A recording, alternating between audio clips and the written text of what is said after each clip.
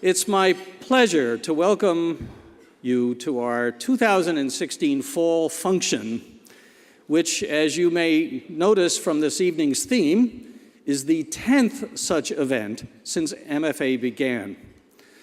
Not that I'll make a fuss about 10, except to welcome our more than 10-cubed teachers,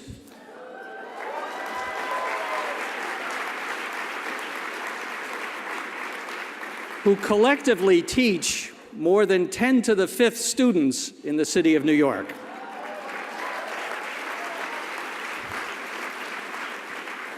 This is not like other similar events. It's not a fundraiser. It's not meant to extol the virtues of MFA. It's not meant to single out any prize winners. We are here tonight to do only one thing: to celebrate, to genuinely and sincerely honor the more than 1,000 accomplished math and science teachers in our program, and to recognize what you do and how you do it and why you do it. It's been a rough few years for teachers. The public perception of education has soured, and teachers are usually the focus. Newspapers and their editors publish exposés about teachers who they claim don't add value to their students. Schools introduce new curricula designed to foster understanding, but judge them with tests that reward memorization. Teachers are held responsible. Economists pore over data to determine whether teachers who know their subject are actually better than teachers who don't. Go figure.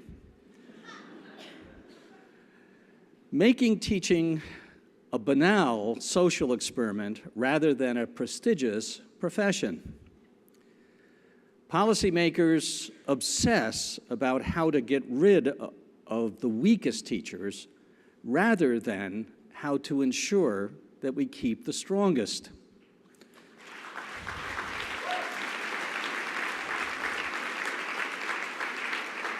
All this focus on what's wrong with education echoes our recent national election, which featured the slogan, "We're losing at everything." But that's profoundly wrong.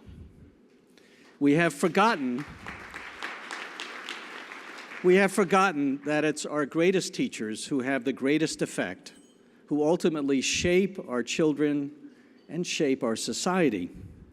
Ask a group of successful professionals what things in their education made the largest difference in their lives, and invariably it turns out to be one or two of their teachers.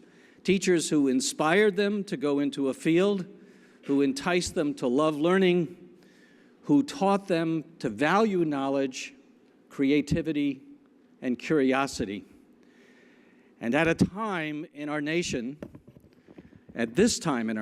we especially need teachers who have high ideals and intellectual values to share with their students, to help them become and to remain responsible and compassionate citizens.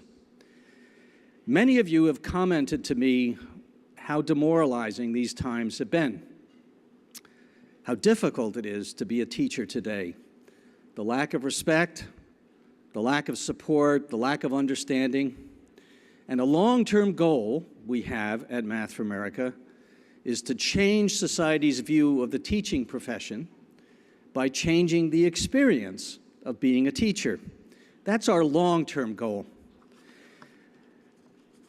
But in the short term, our job is something that's simpler, but still not so easy to do.